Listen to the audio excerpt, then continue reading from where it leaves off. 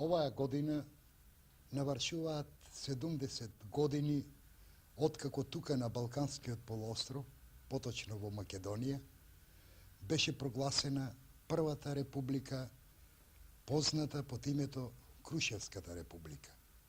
Иако со кус век, задушена во крв и огн, таа го посеа своето семе за идните поколенија. Името на таа прва чиста република остана да живее за сите времења.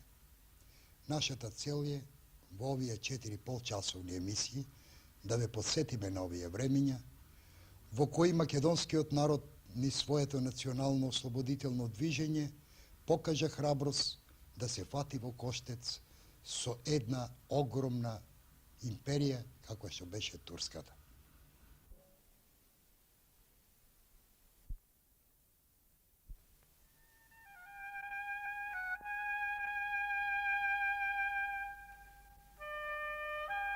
Забележителниот стопански развиток на Македонија од првата половина на 19. век започнал брзо да опаѓа, особено поради ширењето на индустријските земјоделски култури, памукот, тутунот и афионот и нивното вклучување во внатрешната и во меѓународната размена.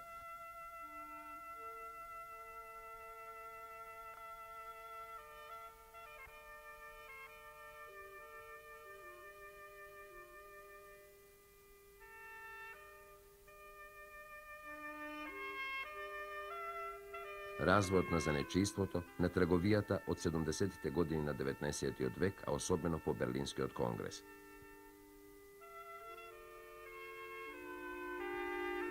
Во Македонија, како и во цела Турција, стопанските извори на земјата им биле подредени на интересите и целите на странскиот капитал, кој бил првенствено заинтересиран за македонските земјоделски производи и за други сировини.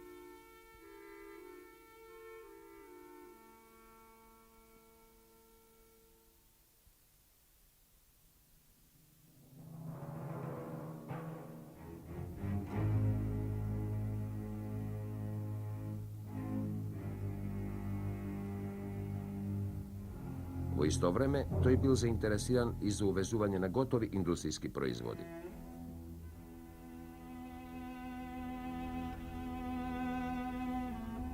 Таквата стопанска политика го оневозможувала развојот на преработувачката индустрија во земјата.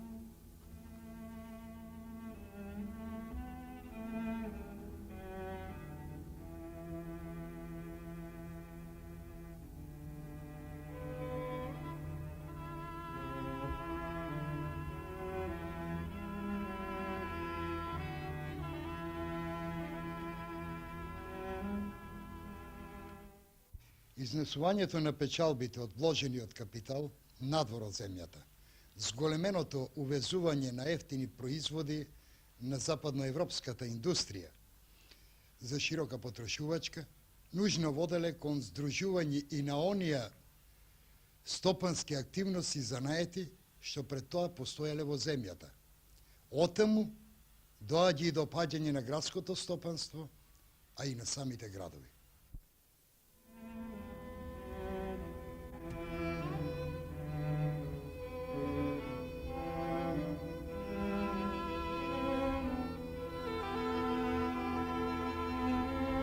Најголем удар претрпеле центрите на домашното занечејство и манифактурното производство, кое се наоѓало во рацете на македонскиот елемент.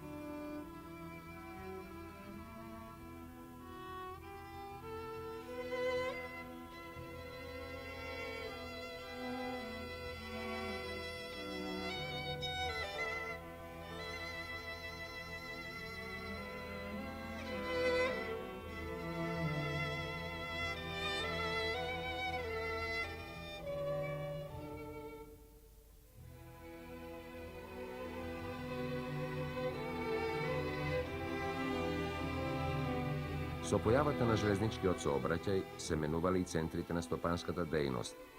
Започнале да се појавуваат индустријски предпријатија, главно преработувачката индустрија. На таков начин, во почетокот на 20. век, во поголемите центри на Македонија, Солун и Битола, биле отворени околу 50 индустријски предпријатија.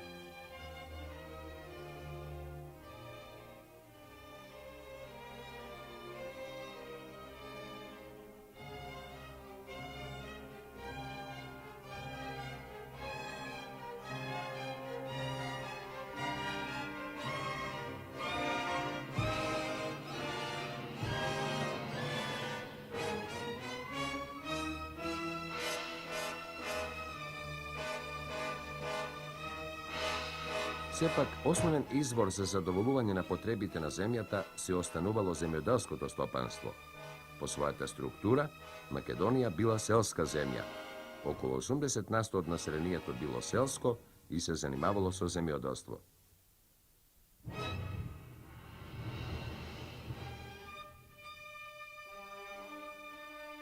Дури и 50% од градското население исто така било земјоделско. Меѓутоа, сета обработлива земја не била обработувана. Причините за тоа биле повеќе, а пред се чифлишкиот аграрен систем кој започнал да се раздробува на мали нерентабилни стопанства.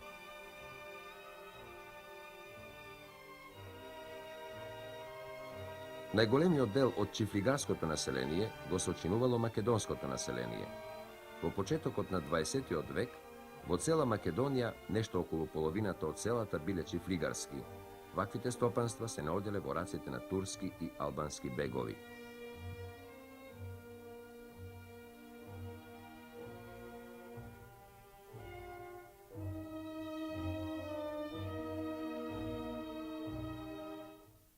Земјоделското стопанство во Македонија било обременето и со разни давачки. Најголема ставка на државниот буџет представувале земјишниот данок, кој се движел од 4 до 10% од цената на обработуваната земја и оденачувањето на приходите од земјата, вергијата и десетокот, што се оденачувале од 16,5 до 22,5%.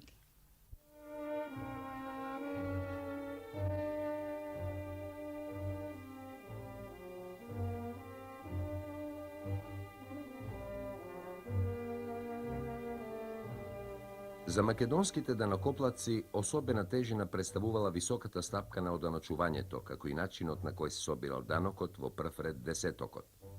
Прибирањето на овој данок, државата го давала под закуп. Водени од желбата да извлечат колку што е можно повеќе од данокоплатците, закупувачите се служеле со разни средства на притисок и заплашување, во што обично биле помагани од администрацијата. Закупувачите биле обично турци и албанци. Подоцна ќе се појават и одделни македонци. Тие си наемале вооружени придружби од по 8 до 10 души, составени главно од разни разбойници, и тргнувале по селата. При ова крстарење, закупувачите настојувале најчесто десетокот да си го соберат во пари. За таа цел тие се служеле со разни средства: здружување и подкупување на местните чорбаџии, забрана да се кренат снопјето од нивите додека тие не поминале да ги оценат. Сушност, особено се забавувале додека не почнала да пропаѓа жетвата и тогаш селаните се принудувале да им плаќаат и повеќе во пари.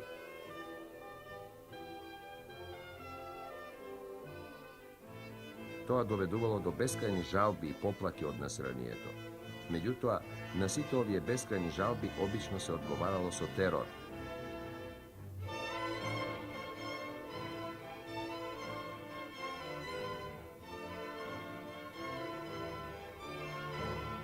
Населението некогаш било присилено да ги уништува и своите овошни градини, бидејќи закупувачите на десетокот земале толку пари колку што чинело целото производство.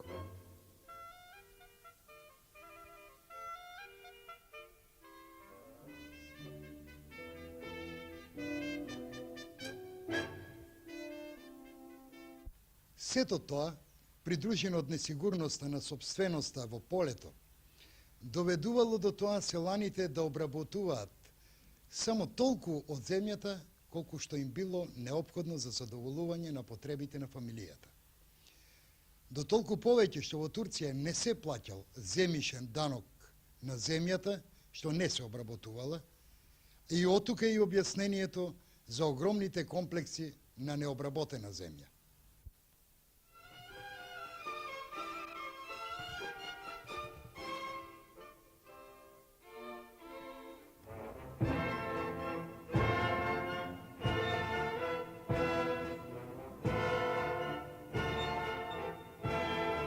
Покрај економскиот гнет, македонскиот народ бил лишен од секакви политички права.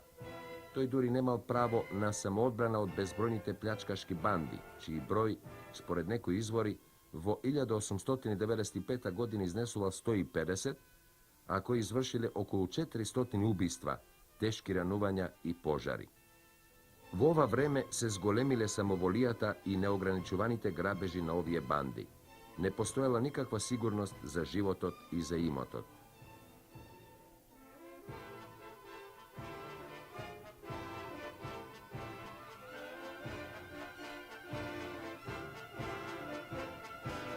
Воопшто, положбата на масата од македонскиот народ била крајно неподнослива. Не постоеле никакви услови за непречен развој на организиран општествено-политички и економски живот. Целиот административно-политички систем единствено се грижел да ја осигури предоминацијата на владеачката класа и нација.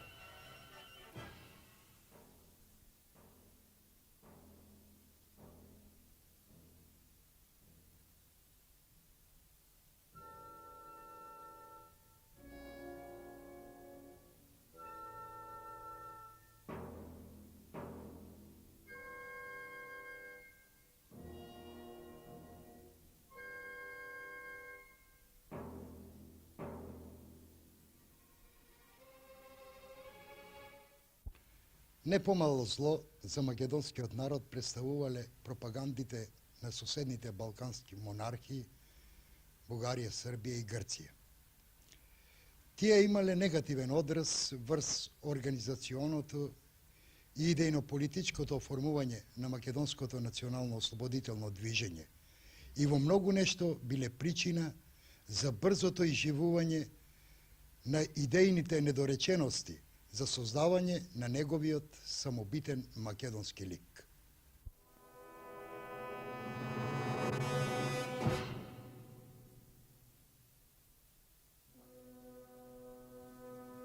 Балканските монархии, барајќи подкрепа во некакво историско право на Македонија, развиле огромна пропагандна енергија за да го запрат историскиот развој на македонскиот народ, односно да го насочат тој развој во правец на своите сопствени интереси.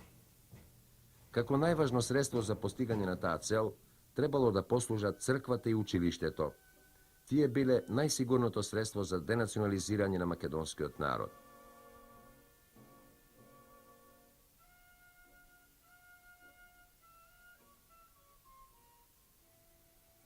Колку пропагандите на балканските држави му посветувале внимание и енергија на ширењето на мрежата на образовните институции, може да се види од бројот на школите на трите главни претенденти врз Македонија – Грција, Бугарија и Србија.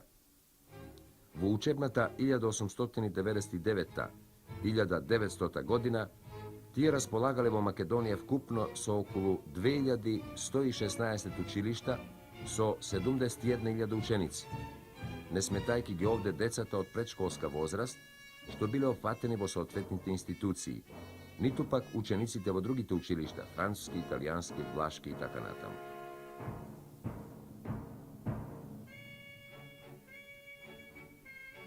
Сите овие пропагандно-просветни институции работеле по различни програми, сееле различни култури и национални сознанија, тоест настојувале да создадат од младите ученици убедени грци, бугари и срби.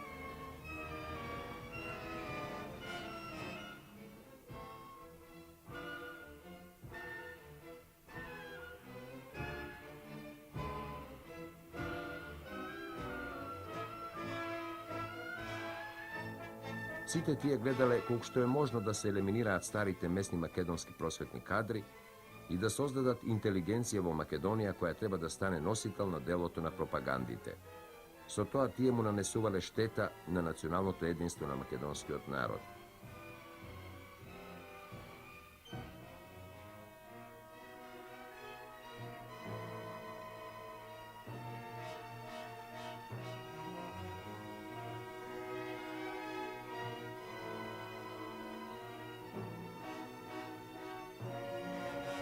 Ова уште повеќе се согледува кога ќе се земе предвид еднообразноста и намената на повисоките просветни институции да се создаваат учители што ќе бидат наполно зависни за својата екзистенција од пропагандите.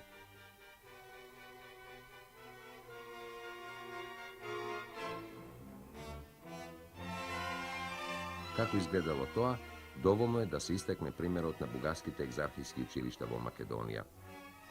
Во период од 5 години, 1891-92 до 1896-97 година, од екзархиските училишта во Македонија излегле 825 учители.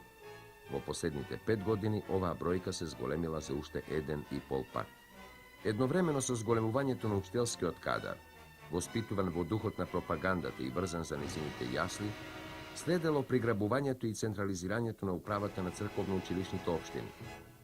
Настапувајќи постепено, но безкомпромисно со зголемувањето на незината материјална сила за централизирање на спомнатите општини, Бугарската екзархија во 1896 година издала привремен правилник за избор на црковно-училишните општини и за нивните функции, со што овие локални самоуправни организационо-политички органи на македонскиот граѓанин дефинитивно и биле починети на бугарската пропаганда. Таквата политика на просветните пропаганди не можела да не роди незадоволства и спротивставувања.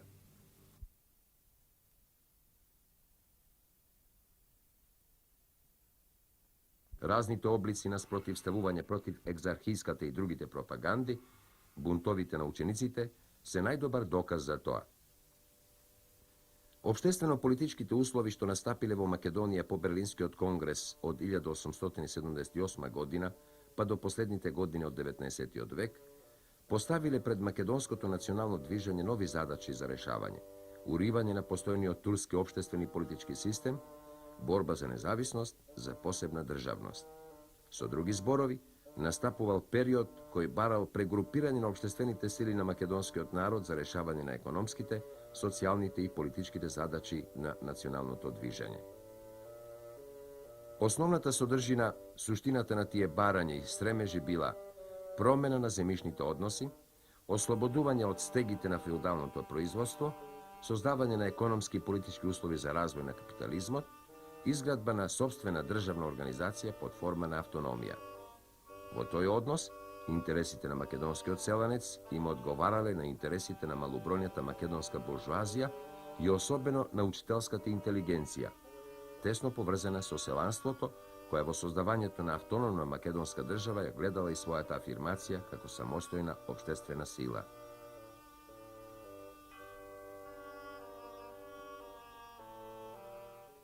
Истакнувањето на овие задачи, нивното поставување за решавање на македонското прашање, од кои зависело неговото логично и успешно решавање, државното оформување на Македонија во случајов не значело и нивното доследно решавање.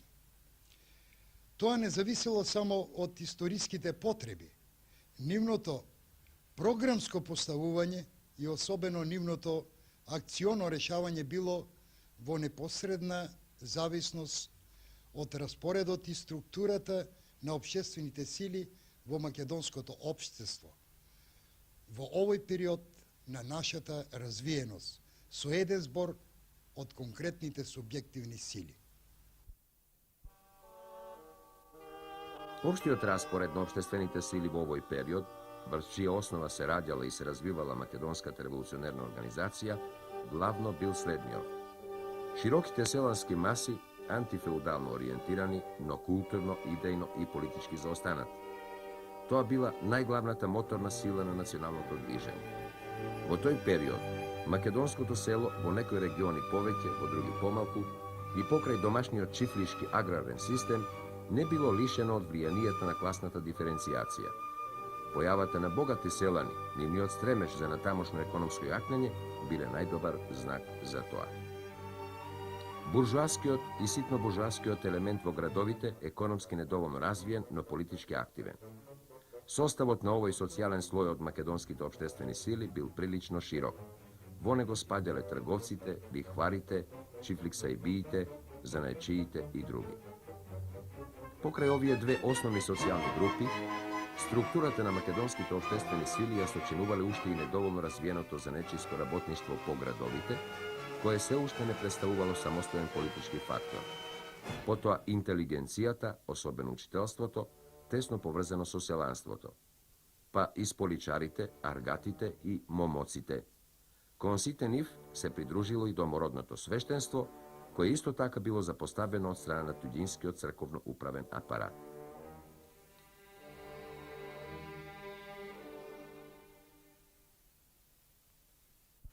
Од оваа социјална структура на македонското општество ќе се роди при крајот на 19-тиот век македонското национално револуционерно и ослободително движење, односно внатрешната македонска револуционерна организација.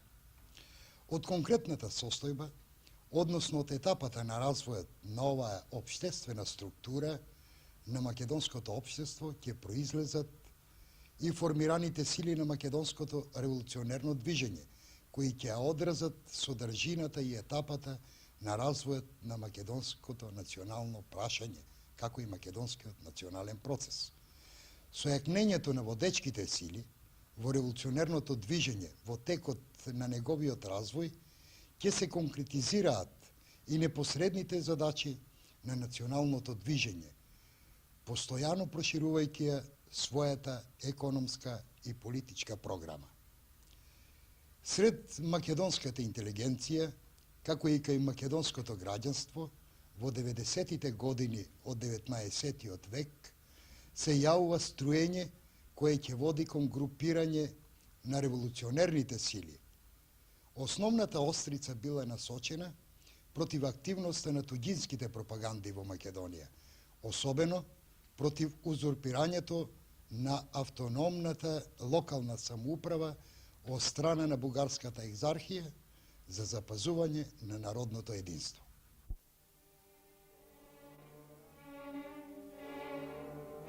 Се разбира дека бугарската пропаганда, спроведувана преку екзархијата, успеала да фати корења, особено кај македонската буржуазија, која своите интереси ги поврзувала со црковно-школскиот институт. Оваа пробугарска групација, наречена подсмешливо екзархиски гајди, застанала на страната на екзархиските стремежи да ги централизира црковно-општинските работи во рацете на екзархијата. Така дошло до поделба на два лагера, едниот за, другиот против екзархијата. Тоа било причина некои македонски патриоти да дојдат до заклучок дека само една тајна револуционерна организација ќе може да им го пресече патот на туѓите пропаганди во Македонија. Според Даме Груев, околу 1892 година во Софија, меѓу македонската студентска младина се јавила идеја за основање на револуционерна организација во Македонија поради стравот од дејноста на српската пропаганда. Се мислело дека треба побрзо да се постави прашањето за ослободување на Македонија пред да успее српската пропаганда да го раздроби народот. Од своја страна, еден од основачите на тајната македонска револуционерна организација, Иван Хаджи Николов, вели дека на идејата за основање на револуционерна организација се дошло за да се оневозможи дејствувањето на трите пропаганди на соседните монархии, посебно бугарската, спроведувана преку екзархијата. Обопштувајќи ги различните искажувања, имајќи го пред се настроението на младината околу 1890 година, како што вели Ѓорче Петров во своите спомени, против владиците, екзархискиот управен апарат, екзархиските учители и службеници, се појавило движење против посегнувањето на екзархијата, безконтролно да го сподели во црковните училишните работи во земјата. Ѓорче Петров го карактеризира ова како реакција против долгогодишното настојување на екзархијата да го концентрира во своји раце диригирањето на општествениот живот, како и прв чекор кон самодејност во земјата. Тоа, вели Ѓорче Петров, неосетно се прероди во револуционерно движење, во кое прво и главно учество зедоа истите луѓе што ја водеа борбата против екзархијата.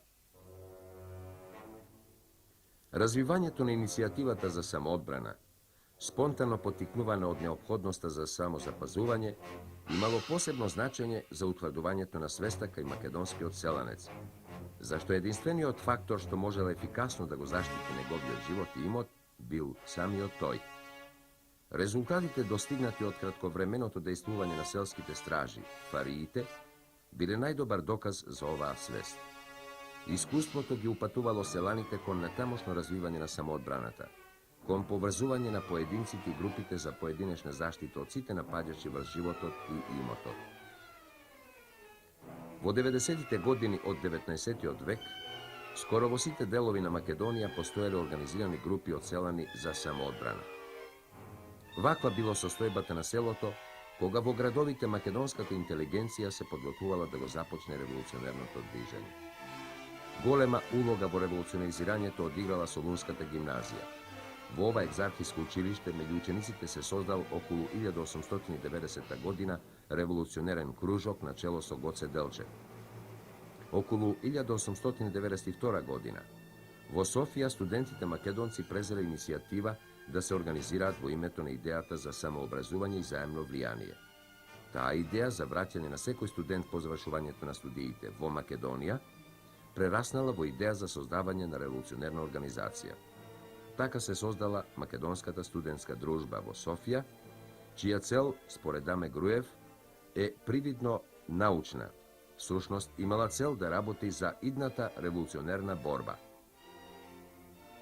Политичките услови во Бугарија не дозволиле друштвото да развие некоја поголема активност. А псењето на Даме Груев и некои негови соработници довело до незиното распаѓање. По излегувањето од затвор, Даме Груев се префрлил во Битола. Во летото на 1892 година тој се зафатил одново со револуционерна работа. Пренесувајќи ја идејата од Софија, тој групирал околу себе некои учители.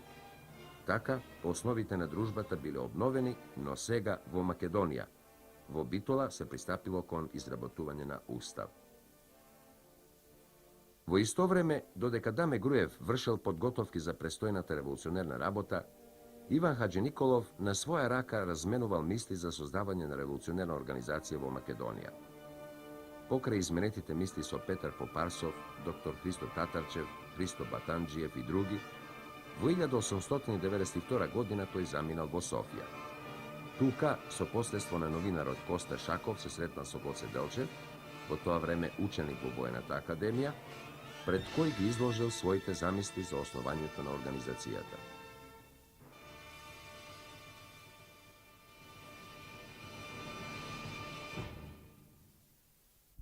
На средбата со Гоце Делчев, Иван Хаџи Николов предлагал да се основе револуционерна организација внатре во Македонија и таа да дејствува таму, за да не се смета од Срби и Грци за орудие на бугарската влада. Основачите да се местни луѓе што живеат во Македонија. Политичката платформа на организацијата да биде автономија на Македонија. Организацијата да е тајна и самостојна.